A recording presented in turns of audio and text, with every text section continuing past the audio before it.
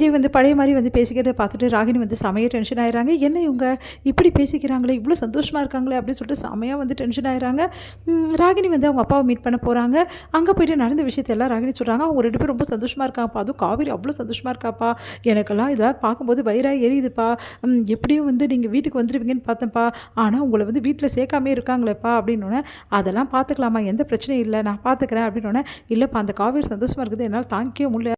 அது மட்டும் இல்லைப்பா, காவேரி மட்டும் இல்லைப்பா, விஜயும் சேர்ந்து வெறுப்பேற்றுறான்ப்பா. என்னம்மா பண்ணாவன், என்ன பண்ணானா, நான் போயிட்டு காவேரிக்கும் வந்து நிவினும் சந்திச்சாங்கப்பா, அந்த ஃபோட்டோ எடுத்துமே காட்டினப்பா, அதை பார்த்துட்டு அவன் வந்து உனக்கு எதுக்கு தேவையில்லாத வேலைன்னு சொல்லிட்டு என்னையே திட்டுறான்ப்பா அப்படின்னோடனே, இங்கே பாருமா, விஜய் வந்து ரொம்ப ஓவராக வந்து காவேரி வந்து தலைமையில தூக்கி வச்சு ஆடுறான், காவேரி பற்றி உண்மை தெரிஞ்சா அப்பா அவனுக்கு தெரியும், நான் சொல்கிறேன் காவேரி சரியில்லைன்னா அதை கேட்கவே மாட்டேங்கிறாப்பா அவன், சரி நிவினை எதுக்கு காவேரி வந்து சந்திச்சா அதுதான் உனக்கு தெரியுமா அப்படின்னோடனே, எனக்கே ஒன்றும் புரியலப்பா, நிவினை போயிட்டு பேசிட்டு இருந்தா அவங்க வீட்டில் போயிட்டு, அப்புறம் நான் வந்துட்டேன், எனக்கு ஒன்றும் புரியல, காதுக்கு வந்து கேட்கவே மாட்டேங்குது அவங்க என்ன சொல்கிறாங்கன்னு சொல்லி பேசிக்கிறாங்கன்னு அப்படின்னோடனே, சரிம்மா வீடு எல்லாத்தையும் பார்த்துக்கலாம் அப்படின்றாரு.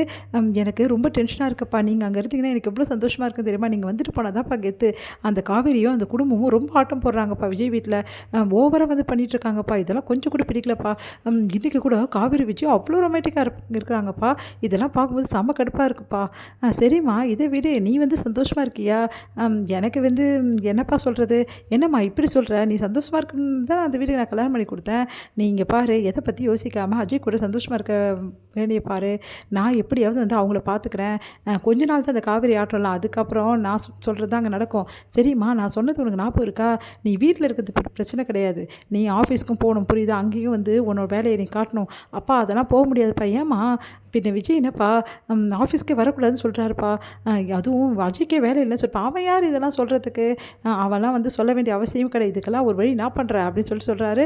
அதை கேட்டு வந்து சரிங்கப்பா நீங்கள் எப்படியோ கூடிய சீக்கிரம் வர பாருங்கப்பா அப்படின்னு சொல்லிட்டு ராகினி சொல்கிறாங்க. அடுத்து வந்து இங்கே என்ன பண்ணுறாங்க, காவேரி வந்து காலையிலே குடிச்சிட்டு கிளம்பி ரெடியாக இருக்காங்க.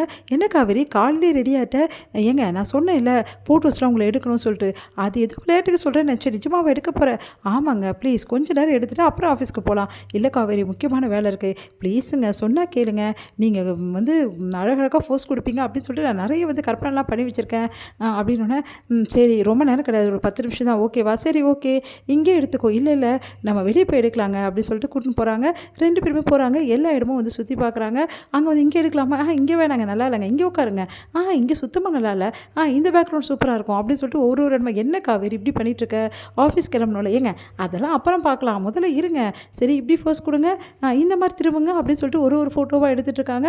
அதை பார்க்கும்போது சரி காவேரி முடிஞ்சிச்சுல போதும், ஒரு ஃபோட்டோ தான் நம்ம டிபியில் வைக்க போகிறோம், எதுக்கு இவ்வளோ காவேரி அப்படின்னு சொல்லிட்டு கேட்குறாரு. அதெல்லாம் பார்த்துக்கலாங்க, சரி ஓகே, சரி கொஞ்சம் பசிக்கிற மாதிரி இல்லை, என்ன காலையிலே இப்படி பசிக்கும், ஏங்க கொஞ்சம் பசிக்கிற மாதிரி இருக்குது இதை பிடிங்களேன் அப்படின்னு சொல்லிட்டு அப்பளத்தை இருந்து கொடுங்க, என்ன அப்பளத்தை இருந்து கொடுக்குற, ஏங்க எங்கள் வீட்டில் செஞ்சதுங்க ரொம்ப டேஸ்ட்டாக இருக்கும் சாப்பிட்டு பாருங்களேன், காவேரி காலையிலே டீட்ஸ் காவேரி சாப்பிட முடியும் ப்ளீஸுங்க எனக்காக ஒரு அப்பளம் சாப்பிட மாட்டிங்களா, சரி சாப்பிட்றேன் அப்படின்னு சொல்லிட்டு, சரி கொஞ்சம் தான் ஓகேவா அப்படின்னு சொல்லிட்டு கடிக்க போகிறார். கரெக்டாக வந்து கிளிப் எடுக்க, என்ன காவேரி அப்பளம் சாப்பிட்றதா ஃபோட்டோ எடுக்கிற, சும்மா தாங்க அப்படின்றாங்க.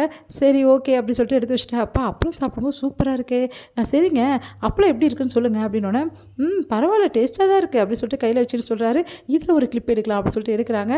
ஏங்க ஐயோ சூப்பராக வந்திருக்கே, கிளிப்பெல்லாம் செம்மையாக இருக்கே, ஃபோட்டோஸ் எல்லாம், இதை போட்டால் கண்டிப்பாக நம்ம வந்து பிஸ்னஸ் வந்து இம்ப்ரூவ்மெண்ட் ஆகிடும், பிரச்சனையே கிடையாது, ஆனால் இவர்கிட்ட எப்படி சொல்கிறது, சரி வீடு பின்னாடி சொன்னீங்கன்னா போச்சு, இப்போ என்ன பண்ண போகிறாரு அப்படின்னு சொல்லிட்டு, சரி காவேரி முடிஞ்சிச்சா போகலாமா, சரிங்க போகலாம் அப்படின்னு சொல்லிட்டு அப்படியே போகிறாங்க காவேரி.